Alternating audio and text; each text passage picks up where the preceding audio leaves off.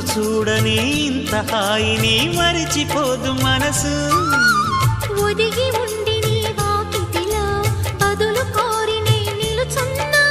దారి తెలియని చీకటిలో వెలుగు చూసి కాదంటానా. ఊరించి ఇది ఏ మాసం? ప్రేమించే ప్రతి గుండెను అందెల సందడి చేసే హేమంతం ఇది. మన సొంతం అయినది. కిలకిల నవ్వే కోయిల కోసం వచ్చింది మధుమాసం.